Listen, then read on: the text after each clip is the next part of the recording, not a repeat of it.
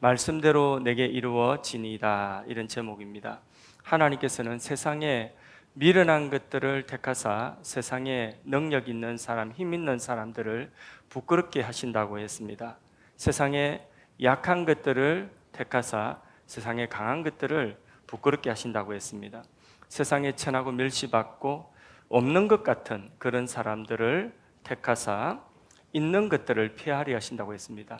이는 무엇 때문에 하나님이 약한 자를, 그렇게 없는 것 같은 사람을 택하여 사용하시고 있고 강하고 또 힘 있는 사람들을 부끄럽게 하신다고 했습니까? 성경 말씀 고린도서에 보면 왜 그렇죠? 하나님이 어떤 육체라도 자랑하지 못하도록, 우리 자랑하지 못하도록 약한 우리를 하나님 택하셔서 없는 것 같은 사람들을 택하셔서 하나님의 위대한 일에 사용하신다고 말씀하고 있습니다. 오늘 본문도 구주 탄생의 그 위대한 하나님의 역사, 그 역사를 뼈대 있는 유명한 가문의 사람이나 또 뼈대 있는 어떤 명망 있는 가문의 어떤 교수나 이런 것들이 아니라 갈릴리 나사렛 무명의 처녀를 통하여서 하나님의 위대한 구원의 그 역사를 이루시는 것을 성경 본문이 말씀하고 있습니다.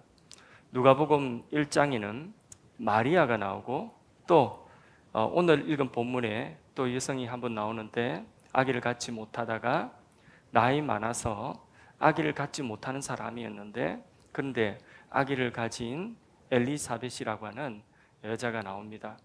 마리아, 처녀 마리아와 엘리사벳을 누가복음 1장에서는 서로 비교를 하고 있습니다. 5절 말씀해 보면 5절 같이 한번 읽어볼까요? 유대왕 헤롯 때에 아비야 반열에 제사장 한 사람이 있었으니 이름은 사가랴요, 그의 아내는 아론의 자손이니 이름은 엘리사벳이라. 엘리사벳과 마리아는 벌써 족보에서부터 엄청난 격차가 납니다. 이 제사장 반열에 아비야라고 하는 그런 제사장, 근데 이 제사장 아비야라고 하는 제사장 반열에 사가랴라고 하는 제사장이 있는데 이 제사장의 부인입니다. 엘리사벳은. 그리고 가문이 어떤 집안이라고 했죠? 아론 자손이에요. 아론 자손. 그러니까 제사장 가문으로는 유대의 종교 사이에서 제사장 가문으로서는 굉장히 뼈대 있는 정말 명문 가문이라고 할 수 있습니다. 이런 가문에 또 제사장의 아내인 엘리사벳입니다. 자, 이런 사람인데 본문 26절에서 27절 말씀을 보면 마리아는 그런 것이 전혀 없습니다. 마리아를 소개하는 것은 그냥 갈릴리 나사렛 동네의 처녀랍니다. 시골 갈릴리 나사렛 동네의 처녀입니다. 나사렛은 어떤 동네입니까? 거기에서 별로 선한 것을 기대할 수 없는, 그래서 사람들이 나사렛에서 무슨 도대체 선한 것이 나오겠냐, 이렇게 나사렛이라고 하는 동네는 시골 동네고 거기서 뭐 선한 것이 나올 것을 기대하지 못하는 그런 동네에 그냥 이름 없는 처녀, 그냥 없는 것 같은 사람입니다. 그 사람이 바로 마리아입니다. 그런데 이 마리아에게서 누가 오시느냐? 온 천하를 구원할 예수님이 나시게 되는 것입니다. 오늘도 하나님은 자격이 없고 약한 자, 얼마든지 사람들이 막 밟으면 밟히고 사람들을 무시하면 무시당할 수 있는 이런 사람, 없는 것 같은 이런 사람을 통하여서 하나님은 하나님의 일을 이루실 수 있습니다.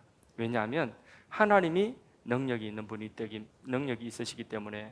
하나님은 하나님이 아무리 연약한 사람이라도 들어서 쓰시고자 하시면 하나님의 능력을 그를 통하여 다 나타내시고 드러내시는 줄로 믿습니다.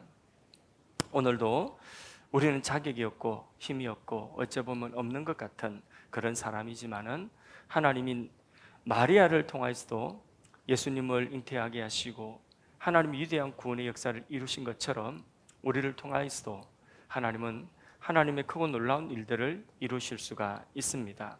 그래서 자격 없고 없는 것 같은 사람을 하나님이 들어서 하나님의 위대한 일에 사용하는 것을 무엇이라고 하느냐? 자, 한 단어로 그런 걸 뭐라고 하죠? 한 단어로? 그렇죠. 요즘 집사님 성적이 너무 좋습니다. 은혜라고 합니다. 은혜. 바로 자격 없고 없는 것 같은 사람 통해서 하나님의 위대한 일을 이루시는 것을 한 단어로 은혜라고 합니다. 그래서 오늘 본문에 보니까 천사가 뭐라고 하느냐? 은혜를 받은 자여. 마리아 보고 뭐라고 했다고요? 은혜를 받은 자여. 28절 같이 한번 읽어보겠습니다. 읽습니다. 그에게 들어가 이르되 은혜를 받은 자여 평안할지어다. 주께서 너와 함께 하시도다 하니 보세요. 은혜를 받은 자. 근데 은혜를 받은 내용이 뭐냐? 왜 은혜를 받은 자냐? 그 뒤에 나오죠? 주께서 너와 함께 하신다. 하나님이 우리와 함께 하는 것이 은혜 받은 겁니다. 자격 없는 사람, 없는 것 같은 사람, 약한 사람, 그런 사람에게 하나님이 함께 하신다는 것이 은혜를 받은 겁니다. 여러분, 하나님이 함께 하십니까? 하나님이 함께 하세요? 그게 은혜 받은 겁니다. 그런데 하나님이 함께 하시는 주께서 너와 함께 하시는도다 은혜를 받은 자여. 30절도 읽어보겠습니다. 천사가 이르되 마리아여 무수하지 말라. 내가 하나님께 은혜를 입었느니라. 자, 우리는 뭘 자랑해야 되겠습니까? 뭘 자랑해야 되겠습니까? 은혜 받은 걸 자랑해야 돼요. 그 은혜가 뭐라고요? 주께서 함께하는 것이다. 할렐루야. 예, 너무 예쁘다. 주께서 함께하는 것이다. 예, 그게 바로 은혜 받은 것입니다. 우리가 자랑할 것 같으면 이거 자랑해야 됩니다. 보잘것없는 사람, 자격 없는 사람, 없는 것 같은 사람을 하나님이 택하셔서 구원하시고 하나님이 함께하는 이 내가 어떤 상황 속에 있다 할지라도, 내가 어떤 실수, 어떤 연약함 속에 있다 할지라도 주께서 나와 함께 하시는 이것이 바로 은혜 받은 것이다. 그래서 하나님이 나와 함께 하는 것을 여러분 자랑할 수 있기를 바랍니다. 예, 31절에서 33절까지 보면 시골 처녀 마리아의 약함과 그리고 마리아가 모신, 마리아가 잉태한 예수님의 크심과 비교하여 말씀하고 있습니다. 자, 자기는 약해요. 마리아는 너무 약합니다. 없는 것 같은 사람이요. 그런데 그 마리아가 누구를 잉태했어요? 예수님을 잉태하는 거죠. 예, 그것이 얼마나 큰 은혜인가. 그걸 이렇게 마리아의 약함과 마리아가 모시고 잉태했던 그 첫 번째 예수님의 성탄을 자신의 태로 그렇게 맞이했던 그 예수 그리스도의 크심과 영광을 대비해서, 그래서 그런 생각 염두에 두고 그 은혜를 염두에 두고 31절에서 33절까지의 말씀을 읽습니다. 보라, 내가 잉태하여 아들을 낳으리니 그 이름을 예수라 하라. 자, 마리아가 잉태하여서 아들을 낳게 되는데 그의 이름을 뭐라고요?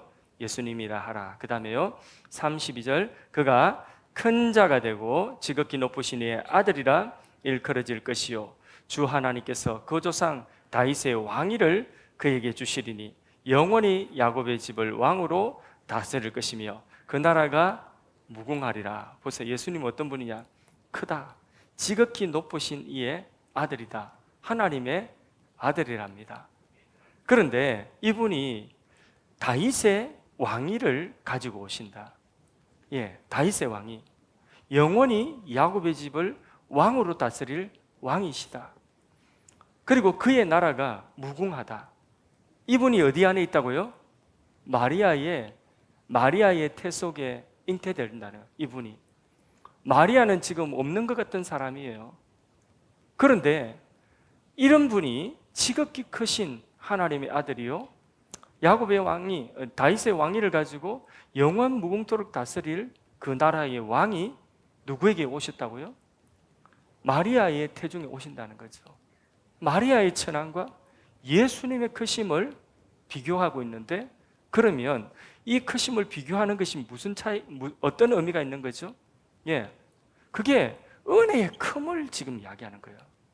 마리아가 받은 은혜가 얼마나 큰가? 그걸 지금 이야기하고 있는 겁니다.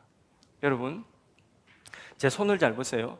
벽에다가 여기 칠판이 있으면 내가 딱 하면 좋겠구만은, 칠판이 있다 치고 벽에다가 제가 선을 하나 요만큼 껐습니다. 여기서 여기까지 선을 하나 딱 껐습니다. 여기서 여기까지 선을 껐어요. 보입니까? 선이? 믿음이 있는 자는 보일 겁니다. 안 보여요. 믿음을 기르세요. 여기서 다시 이제 볼 거예요. 눈 한번 닫고, 자, 여기서 여기까지 선을 껐습니다. 그래 보이지? 여기 선을 껐어요. 여기 선을 껐습니다. 요 선이 있는데 여기서 요만큼의 요 선을 손대지 않고 요 칠판에 여기서 요만큼의 선을 손대지 않고 이 선을 길게 하는 방법이 무엇이 있을까요? 여기 선에 손대면 안 돼. 선은 그대로 놔놓고 이 선을 이렇게 늘리거나 할 필요가 없어요. 이 선을 여기서 만큼 선을 그대로 놔놓고 요 선을 길게 하는 방법은 아는 사람? 예, 우리 강미선 집사님 괜찮 크게 이야기하세요. 손 들으시잖아. 손 안 드는 거예요? 얘는 해봐. 일대로 밀어. 손 대지 말라 했잖아 그거. 예? 하나님께 도움을 줘. 믿음이 좋아. 그래. 한번 가까이 가요. 가까이 가면 선이 길게 보인다. 그것도 비슷한 것 같은데 제가 원하는 답은 아니에요. 틀린 답은 아닌데 제가 원하는 답이 아니에요. 1분단 대표로 누가? 1분단. 1분단은 그냥 한없이 웃고 있습니다. 2분단.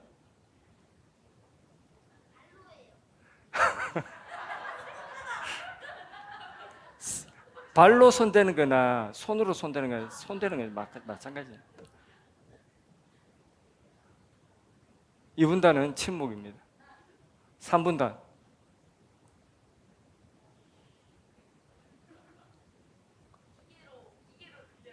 이게 그만. 너희들은 어른들 좀 하고 기회 주자. 어른들 어른들이 막 하고 싶어 하시는데 너희들이 자꾸 손드니까 어른들이 못 하시잖아요. 괜찮아요. 한번 말씀해 보세요.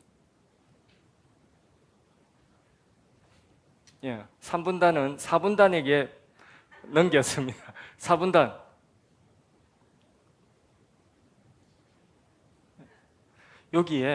여기서 이만큼 선이 있는데 이 선을 손대지 않고 이 선에는 손대지 않고 선을 길게 하는 방법. 누군가가 그 밑에 가서 그 선 밑에다가 작은 선을 하나 껐어요. 그럼 어떻게 되는 거죠? 그것과 비교할 수 없을 만큼 작은 선을 아니면 점을 하나 똑 찍어놨어요. 그럼 어떻게 되죠? 그러면 이 선이 길어지는 거예요. 무슨 뜻인지 이해가 되십니까? 지금 무슨 문맥인지 이해가 되시죠? 그죠? 하나님의 지극히 크심이 드러나는데 거기에 여기 본문에 마리아는 그냥 점 하나와 같아요. 없는 것과 같습니다.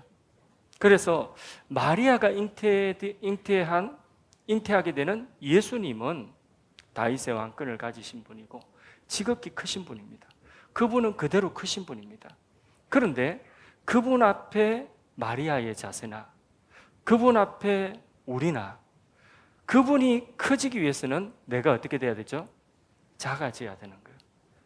내가 없는 것 같은 존재가 돼야지 그분이 커지는 겁니다. 교회 안에서도 자꾸 누가 커지고 누구 없으면 안 된다고 하고 누구의 이름이 드러나고 또 예를 들어서 목사 같으면 목사가 잘한다 이래가지고 목사가 드러나고 목회자의 리더십에 교회가 다 의존하고 있고 그래서 드러나는 건 목사가 드러나면 그때부터 교회는 점점 약해지게 되고 교회는 타락하게 됩니다. 목사뿐만 아니라 예를 들어서 우리 지휘자님도 오셨는데 성가대가 너무 잘한다. 성가대가 드러나서 성가대가 커지고 성가대에 모든 관심이 다 기울어지면 그러면 주님이 약해지만 주님이 작아지면 안 돼요.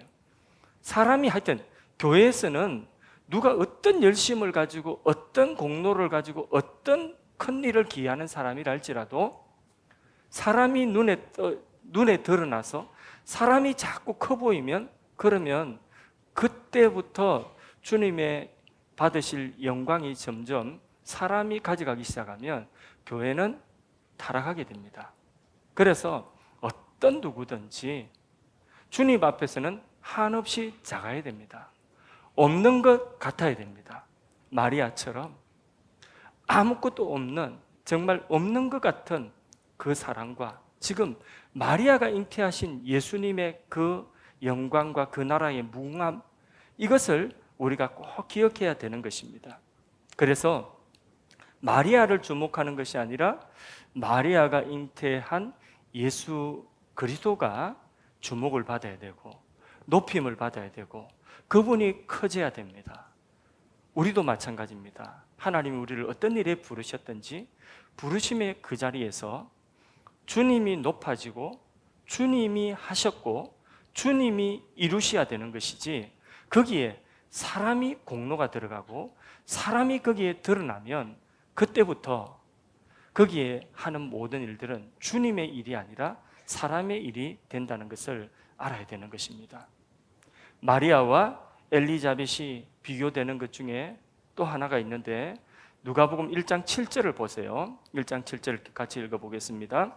엘리사벳이 잉태를 못함으로 그들에게 자식이었고 두 사람의 나이가 많더라. 자, 엘리사벳이 잉태 못하는데, 그런데 자녀가 없는데 나이가 많아요. 나이가 많습니다.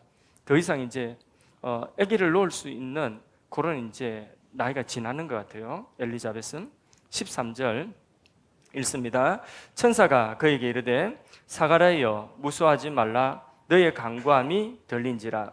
내 아내 엘리사벳이 내게 아들을 낳아주리니 그 이름을 요한이라 하라. 자, 엘리사벳에게도 아기를 놓지 못하는 나이 많은 엘리자벳에게도 하나님이 수태고지를 하셨죠. 네가 아들을 낳을 것이다. 근데 그 아들의 이름을 이제 요한이라고 하는 거죠. 그죠? 수태고지와 이름까지 그래 고지를 하나님이 하셨어요. 이거는 하나님의 은혜로 낳는 아기죠. 그죠? 예. 그런데 마리아처럼 엘리자벳도 수태고지를 받았는데, 그런데 마리아와 차이가 무엇이 있을까요? 마리아와의 차이.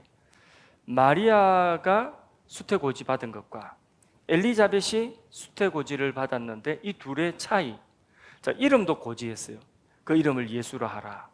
마리아도 그렇겠죠? 그 이름을 요한이라 해라. 엘리자벳도 그렇게 했죠? 둘의 차이는? 예? 둘의 차이는?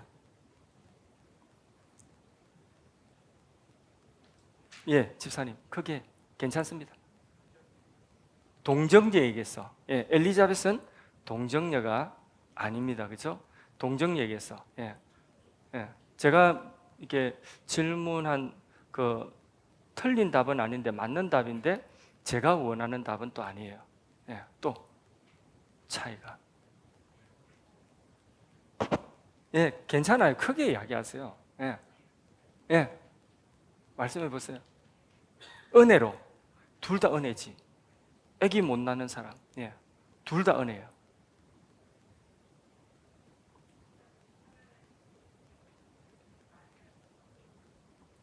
성령으로 잉태된 것과 사람의 씨로 잉태, 그것도 맞는 대답인데 제가 원하는 대답은 아니에요.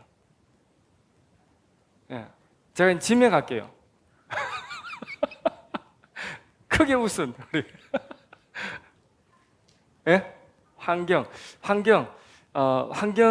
맞는 것 같아요. 예. 환경이 맞는, 조금 더 자세하게. 근본적으로, 예, 집사님, 문 집사님, 뭐라고?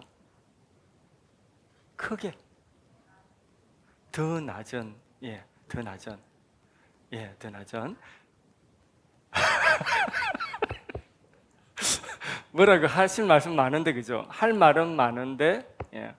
자, 다 이게 생각을 이제 제가 이렇게 하는 거는 각자 생각을 한번 해보시라고요.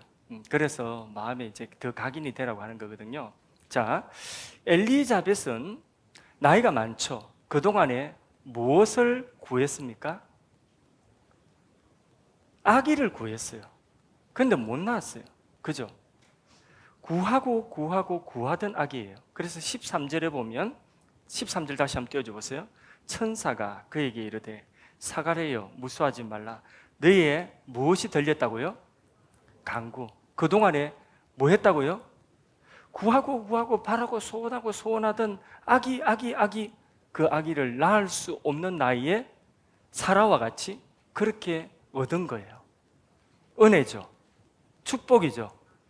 사가랴는 이 엘리자벳과 사가랴는 아기를 갖지 못하였는데 그동안에 그렇게 구하고 간구하였는데 기도 응답으로 하나님이 수태고지를 하시고 그리고 수태케 하셨어요. 그러면 구하고 기다리던 간절히 기다린 꿈 같은 응답이죠. 그렇죠. 그러면 마리아는 어떻습니까? 마리아는 정반대죠. 그죠? 마리아는 아직 처녀입니다. 이 보세요. 엘리자벳에게 하나님이 응답하신 이 간절히 구하였던 그것에 대한 하나님이 응답으로 아기를 주신 것, 그것도 은혜고, 마리아는 하나님이 그에게 정말 생각지도 못했는데, 그런데 아직까지 정혼은 하였지만은 정식으로 결혼하여서 같이 살지도 않습니다. 그냥 약혼한 상태예요. 법적인 혼인 상태지. 남자를 알지 못하는 이 어린 시골 동네 마리아에게, 처녀에게 하나님이 잉태하게 하신 것은 그로 인하여 닥치는 그 마리아의 부담은 클까요, 작을까요? 이거는 그대로 받아들인다고 한다면 유대 사회에서 이는 간음한 거예요. 돌에 맞아가지고 죽을 수 있는 거예요. 유대법으로. 그러니까 돌 맞아 죽을 수 있는, 자기 인생의 송두리째 그렇게 다 희생될 수 있는 큰 부담이에요. 이 수태고지는 차원이 다르죠. 그죠? 그런데 마리아가 수태고지를 받아서 잉태한 이것도 축복이에요, 축복이 아니에요? 축복이죠. 이것도 은혜 맞죠? 그런데 성질이 다르죠. 하나는 엘리자벳은 구하였던 것을 꿈같이 받는 것이고, 그동안에 이 마리아는 본인이 원치 않았고 받아들이면 자기의 생명이 희생될 돌에 맞을 수 있는 이런 큰 부담을 가지는 수태고지입니다. 그런데도 똑같이 은혜는 은혜입니다. 이게 우리에게 주는 교훈이 있어요. 우리가 때때로 하나님의 은혜를, 하나님께서 우리가 간절히 구하던 그거, 내게 필요한 그것을 하나님이 내가 원하는 그때에, 아니면 내가 원하는 그것을 그대로, 아니면 그것보다 더 좋게, 이렇게 축복으로 하나님이 간절히 구하였던 것에 대한 응답으로 내게 주시는 그 축복, 그거 은혜입니다. 우리의 인생에 그거 있으면 너무 좋겠죠, 그죠? 그런데 그것만이 은혜가 아니라 마리아가 받은 은혜는 어떤 은혜냐? 본인이 생각할 때는 이 부담이에요. 돌 맞을 것 같아. 그런데 이것도 은혜라는 거죠. 자, 그런 것이 무엇이 있을까요? 마리아가 예수님을 잉태하는 그것이 하나님이 이 세상을 구원하시는 하나님의 위대한 일이죠. 맞습니까? 아닙니까? 하나님의 위대한 일이죠. 그렇기 때문에 이게 은혜입니다. 그런데 마리아 개인에게는 이게 무엇으로요? 이게 부담이에요. 이게 짐입니다. 오늘 우리도 마찬가지예요. 하나님이 우리에게 은혜로 주시는 것은, 어떤 것은 큰 부담이 되는 게 은혜가 될 수 있다는 거예요. 야, 네 목사해라. 부담돼요, 안 돼요? 서 집사님 웃으시는데. 아멘, 할렐루야. 맞습니까? 우리 서 집사님 하실 것 같아. 아멘 하실 것 같아. 김창식 집사님, 할렐루야. 예, 또 누구? 예, 이 집 어느 집에 장남 없나? 성민이, 하나님, 엄마, 성민이 엄마한테 물어봐야 되겠다. 자, 우리 성민이를 하나님께서 선교사로 부르셨다. 아멘, 할렐루야. 맞습니까? 엄마 어디 있습니까?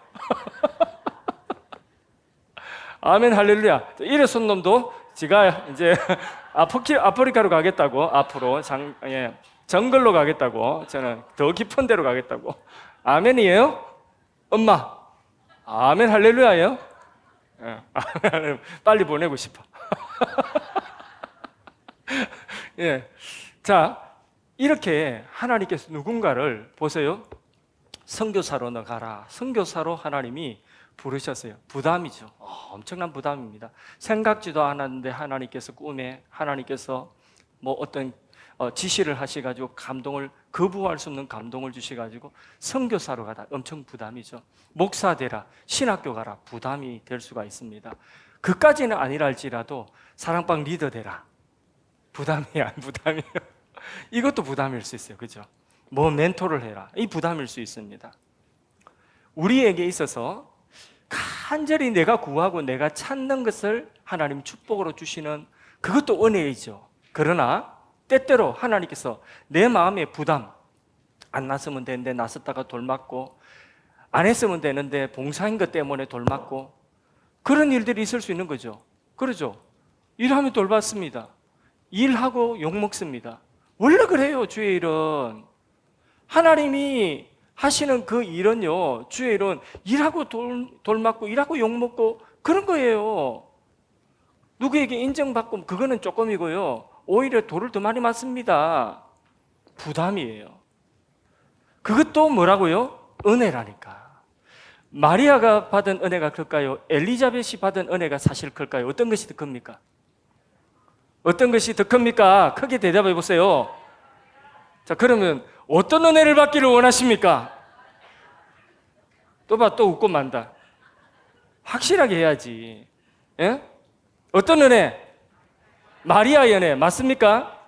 마리아의 은혜가 사실 더 큰 은혜예요. 예, 사실 더 큰 부담이지만은 이것을 믿음으로 받아들일 때에 더 큰 은혜입니다. 사역이든 직분이든 그것이 내 삶의 부담이 되고, 그래서 그게 고난의 길이 될 것 같고, 그게 좁은 길이 될 것 같고, 그런데 하나님이 나에게 주시는 것이라고 한다면 그것이 바로 은혜다. 그것이 바로 은혜다.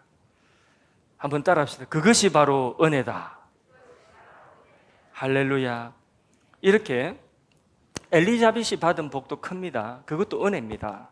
내가 원하는 대로 소원을 성취해 준 것, 응답으로 은혜고, 부담이지만은 마리아가 받은 것도 은혜입니다. 근데 다른 은혜가 다른 모습으로 나타났지만은 둘 사이의 공통점은 하나님의 뜻을 둘 다 이루고 있다는 거죠. 그죠?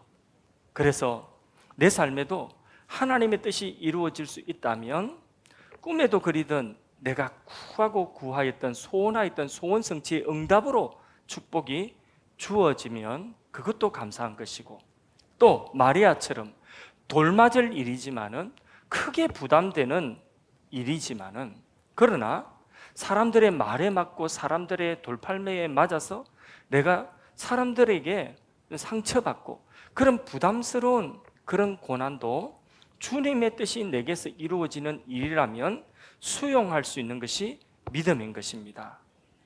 여러분은 엘리자벳에게 임한 하나님의 은혜가 좋다 이렇게만 생각하지 마시고, 마리아에게 임한 은혜도 여러분 고백한 것처럼 더 큰 은혜다 하고 받아들이는 그런 믿음의 공동체, 우리 모든 믿음의 식구들이 되기를 원합니다.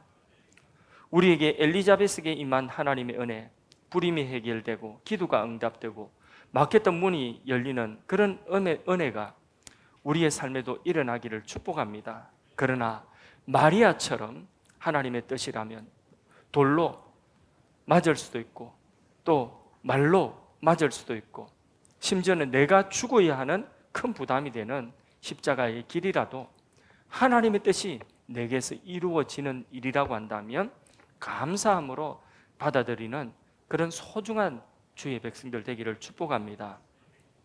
38절의 마리아의 고백이 우리의 고백이 되었으면 좋겠습니다. 다 같이 한번 읽어보겠습니다. 마리아가 이르되 주의 여종이오니 말씀대로 내게 이루어지이다. 아멘. 이 말씀을 통해서 마리아의 신앙의 자세를 우리가 배워야 됩니다. 마리아는 하나님의 말씀을 거부할 수 없는, 능치 못함이 없는 그런 말씀으로 크게 들었습니다. 이 시대에 하나님이 이루실 뜻, 하나님이 이루실 위대한 뜻, 그 계획이 있을까요? 없을까요? 이 시대에는 있죠. 많을까요? 적을까요? 자, 다시 여러분 집중하세요. 자, 설교엔 집중하셔야 돼요. 하나님이 오늘 이 시대에도 하나님이 이루실 위대한 뜻이 있을까요? 없을까요? 많을까요? 적을까요? 많이 있습니다. 많죠. 그러나 오늘도 그 뜻을 하나님은 주의 사자들을 통해서 그 뜻을 알려주고 계십니다. 주의 사자들이라면 천사들이 아니라 하나님이 보내신 메신저를 통해서, 말씀 설교자들을 통해서 하나님께서는 오늘도 말씀하고 계십니다. 근데 그 말씀을 듣지만은 주의 백성들이 그 말씀을 마리아처럼 크게 듣지를 않고 있다는 거죠. 꼭 천사를 하나님 보내셔야지, 그래야지 여러분 그 말씀을 크게 들으시려 합니까? 그 천사가 아니라도 하나님은 사자입니다. 그러니까 메신저예요. 주의 말씀을 들고 가는 사자, 메신저예요. 천사도 메신저고 설교자도 메신저입니다. 설교자가, 주의 종들이 오늘 하나님의 말씀을 신실하게 선포를 하면, 그러면 그 말씀을 크게 들을 수 있어야 됩니다. 천사가 전해주는 말처럼 크게 들어야 되는 것입니다. 그런데 그렇게 크게 듣지를 않는다는 것이 문제입니다. 말씀은 말씀이고 현실은 그냥 현실이에요. 말씀은 그 말씀 그 내용 그대로 알겠습니다. 그런데 그 말씀하고 내 현실하고는 상관이 없어요. 내 현실은 내 현실이에요. 그렇게 말씀 따로 현실 따로, 그게 오늘 수많은 교인들의 문제가 바로 거기 있는 것입니다. 그래서 37절 말씀에 뭐라고 말씀하고 있습니까? 한번 띄워줘 보세요. 대저 하나님의 모든 말씀은 능하지 못하심이 없느니라. 얼마나 크게 됐습니까? 그런데 이게 아니라 대저 하나님의 모든 말씀은 능하지 못하심이 없느니라가 아니라 대저 하나님의 모든 말씀이라도 오늘 현실적으로 불가능한 때도 맞느니라. 이래 읽고 있다는 거죠. 이게 어디 나오냐? 현대인의 성경 개정 제5판에 나옵니다. 이해가 되나? 현대인의 성경 개정판 5판에 대저 하나님의 모든 말씀은 현실적으로 불가능한 일도 맞느니라. 이렇게 읽고 있다니까요. 교인들이 오늘 많은 성도들이 이래 일단 말씀은 말씀인데, 그런데 내 현실에는 그게 이루어질 수 없다고 믿는 거예요. 나한테는 안 맞는 말씀이라는 거예요. 나는 현실이 지금 더 급하다는 거예요. 내 문제가 지금 더 급하다는 겁니다.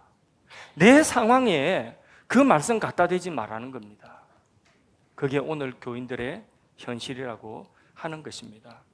그래서 말씀이 크게 들리지를 않는 거죠. 말씀보다 세상 정보가 더 크게 들려요. 그래서 우리 자녀들 양육할 때도 공부보다도 어떤 것보다도 예수님이 더 우선이고, 그리고 이들이 믿음으로 자라는 게 더 우선이다. 이게 성경이 말씀하는 거죠. 그런데 많은 부모들이 다 집사고 다 교회 직분자인데 뭐라고 생각하느냐? 말씀은 말씀이고 현실은 그래도 공부가 우선이지. 현실은 그래도 먼저 대학부터 가야 되지. 그게 바로 뭡니까? 현대인의 성경 개정 제5판이라니까요. 대저 모든 말씀은 오늘날에는 합당치 못한 것도 맞느니라. 그렇게 읽는다는 거예요, 사람들이. 그러니까 하나님의 말씀이 그 사람을 통하여 일하지를 못하는 거예요. 하나님의 뜻이 이루어져야 되는데, 근데 하나님의 뜻이 그를 통하여 이루지를 못하는 것입니다. 세상의 정보가 더 큽니다. 세상에 이런저런 말들이 더 크게 들리는 겁니다. 마리아는 어떤 것보다도 하나님의 말씀은 능치 못하심이 없다. 말씀을 가장 크게 들었던 것입니다.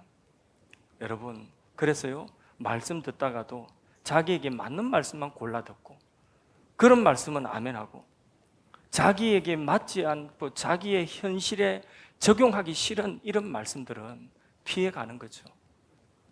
막 시끄럽다고 하고 그냥 목사님 왜 저렇게 오늘 또 핏대로 올리나 뭐 이렇게 하고 그런 거예요. 자기한테 안 맞는다는 거죠. 자기한테 맞지를 않는다는 거죠.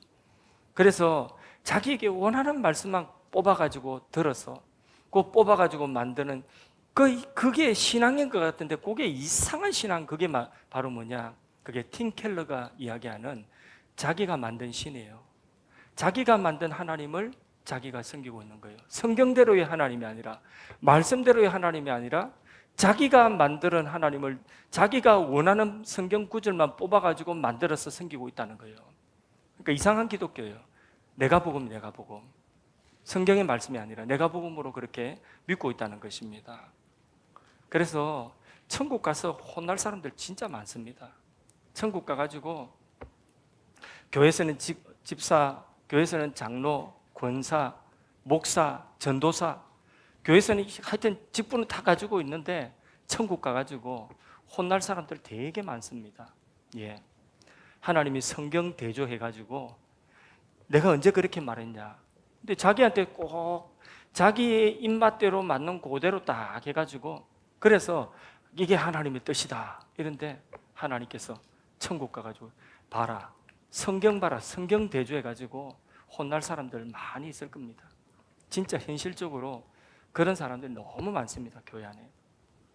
기도도 그래요. 오늘 기도하러 모이는데 기도도 자기 말만 막 해놓고는, 그리고 기도 열심히 하면 말이 또 얼마나 빠릅니까? 기도는 막 우락게 해버리잖아요, 그죠? 그리고는 이 말했다가 저 말했다가 막 기도할 때 막 이렇게 해놓고는, 그리고는 이제 하나님께서 그거 다 분류해가지고 들으시고 다 우리 기도 다 들으시고 하여튼 복잡하게 이렇게 저렇게 빨리 말하는 거 막 다 이렇게 이 말했다 저 말 다 하나님은 그거 AI보다 정확하게 하나님을 뽑아가지고 네가 진짜 원하는 게 뭔가 하나님은 아십니다. 우리가 기도하다가 이 말했다 저 말했다 막 하여튼 빠른 말로 막 하여튼 뭐 자기가 무슨 기도했는지 다 몰라도 하나님은 우리의 중심에 무엇을 구하는지 아십니다. 맞습니까? 예, 아십니다. 그래서 하나님께서 알았다. 네가 막 헷갈리게 말해도 내가 네게 필요한 게 뭔지 내가 정확하게 안다. 자, 알았다. 이랬는데 하나님 무슨 말씀하시려고 하니까 예수님의 이름으로 그만 기도합니다. 하면 끝나가버려요. 그러니까 하나님이 무슨 말씀을 못 하셔요. 말씀을 들을 수가 없는 거예요. 말씀을 크게 들어야 되는데 말씀 자기 할 말만 많고, 그리고 설교 시간에도 자기 원하는 말만 뽑아 듣고, 그리고 자기에게 직접 현실에 딱 적용되는 그 말은 피해가고, 그러니까 믿음이 안 자라는 거예요. 그러니까 주님의 역사가 그를 통하여서 주님의 그 계획들이 성취가 되고 이루어져야 되는데, 자기의 한계 너머의 그 역사들을 봐야 되는데, 근데 그런 기적을 체험하지를 못하는 겁니다. 그래서 오늘 우리는요, 대저 주의 말씀은 능치 못하심이 없느니라 하신 이 말씀처럼, 마리아처럼 하나님의 말씀 우리가 크게 들어야, 이 세상의 어떤 말보다 하나님 말씀을 크게 들을 수 있기를 원합니다. 하나님의 말씀을 크게 듣기 위해서 하나님의 말씀에 대한 신뢰. 여러분, 하나님의 말씀은 거짓말이 있습니까? 없습니까? 없습니다. 하나님의 말씀에 자신의 삶을 맡기면 자기의 삶이 돌맞아 죽을 것 같은 그 말씀대로 가면 세상의 합리적인 어떤 지식이나 세상의 합리적인 경험은 그 말씀대로 가면 그 현실에서 내가 돌맞아야 돼요. 내가 손해봅니다. 내가 하여튼 떡이 됩니다. 그런데 그 말씀대로 내가 그 말씀을 믿고 마리아처럼 말씀을 크게 보고 순종하면, 따라가면, 그 말씀에 자신의 삶을 마리아처럼 맡기면, 그러면 말씀이 그를 복되게 합니다. 말씀을 신뢰해야 됩니다. 그렇게 신뢰해야 돼요. 그 말씀을 따라가면 내가 떡되는 것이 아니라 내가 돌맞고, 내가 하여튼 나라고 하는 존재가 하여튼 밟히고, 하여튼 내가 희생만 되고, 내가 아무런 나에게는 소득이 없고, 그렇게 생각하지 마십시오. 하나님의 말씀대로 내가 가면 당장 떡이 되든 돌에 맞든 무슨 수가 일어나든 간에 그 끝에는 뭐냐? 그 끝에는 주의 말씀대로 이루어지이다. 주의 말씀대로 되는 것입니다. 처녀 몸이지만은, 그러나 어떻게 처녀 몸에서 잉태하겠습니까? 그러나 나는 남자를 알지 못하온데 어찌 이런 일이 내게 일어나겠습니까? 그러나 주의 말씀은 넘치 못하심이 없사오니 말씀대로 여종에게 이루어지이다 하고 자신의 삶을 딱 맡겼더니 그 말씀대로 그 처녀의 몸에 예수 그리스도가 잉태되었습니다. 천하의 만왕의 왕이신 예수님이 그 마리아의 태 속에 남자의 태가, 남자의 씨가 하나도 섞이지 않은 성령으로 잉태되어지는 인간의 힘이 아니라 인간의 힘을 넘어서 하나님의 권능으로, 하나님의 역사로 이런 일이 일어나게 되는 것입니다. 마리아의 인생에 대박 났어요, 안 났어요? 났어요, 안 났어요? 예, 대박이라니까 확 와닿죠, 그죠? 마리아 인생에 대박 났습니다. 안 그렇습니까? 세상의 여자 중에서 가장 복된 사람이 누구예요? 마리아입니다. 이 세상 지구상의 인류 역사에 가장 복되고 복된 여인이 마리아입니다. 마리아보다 더 복된 여인이 없습니다. 여러분, 마리아가 여러분 그 예수님을 잉태했을 때 나이가 몇 살쯤 됐겠습니까? 예? 아직까지 정혼한 사이예요. 아직까지 정식 결혼이 아닌 정혼한 사이예요. 정혼했다는 것은 그것은 아직 아기를 가질 나이가 되지 않아서 아기를 가질 때가 되면 그러면 말하자면 여성으로서 이제 생리가 시작되고 이래서 아기를 가질 그 나이가 되면 그러면 이제 결혼을 시키는 거예요. 정식 결혼하기 전에 그때에 정혼이라고 하는 상태예요. 집안끼리 정혼이라고 하는 상태. 그 상태에서 지금 그러면 몇 살 정도 됩니까? 마리아가 20살? 대강 20살이 아직까지 아직 어릴지 몰라서 그렇다. 몇 살 정도 됩니까? 17, 18도 아니죠. 12, 13살 정도 되죠. 예. 12, 14살 정도 됩니다. 예. 그러면 아주까지 중학생 그 정도 나이입니다. 그런 마리아인데 자신의 삶을 주의 말씀대로 내게 이루어지이다 하고 말씀을 크게 보고 말씀을 신뢰하고 자신의 삶을 맡겼더니 마리아는 그 어린 나이에 자신의 삶을 주님 앞에 정말 없는 것 같은 사람이에요. 그런데 이 세상의 지구상의 모든 여인들 중에서 가장 존귀한 여인, 가장 귀한 사람이 된 것입니다. 우리도 하나님의 말씀에 우리의 삶을 드리고 말씀을 크게 보고 그 말씀을 우리가 따라간다면 하나님은 말씀대로 우리의 삶에 복되게 하시고 존귀케 하시고 귀하게 하시는 하나님의 위대한 일에 존귀하게 쓰임받는 그런 인생이 되게 될 줄로 믿습니다. 말씀을 크게 들읍시다. 말씀을 작게 듣지 마시고 말씀을 크게 들은 말씀을 제가 크게 소리 고래고래 질러서 그렇게 해야지 말씀을 제가 목이 쉬도록 그렇게 소리를 지른다고 여러분 크게 듣는 게 아니에요. 제가 잔잔하게 이야기하든 크게 이야기하든 그 말씀을 크게 들으시고 마음에 깊이 새기는 은혜가 있기를 바랍니다. 그리고 말씀은 말씀이고 현실은 현실이 아니라 그 말씀이 나의 폐부를 찌르고 나를 내 마음속에 와닿을 때에 그때에 그게 비록 나를 불편하게 하는 말씀이라 할지라도 그 말씀이 나에게 부담으로 다가오는 그런 말씀이라 할지라도 그 부담이 뭐라고요? 은혜가 된다. 그 부담이 내가 그 부담에도 불구하고 말씀에 내 삶을 맡기면 그러면 그게 은혜가 된다. 내 인생에 말로 표현할 수 없는 내 힘으로 이룰 수 없는 하나님의 위대한 일들의 통로가 되는 것입니다. 마리아와 같은 일꾼들로 인하여서 우리 교회도 하나님이 행하실 큰 일을 볼 수 있기를 원합니다.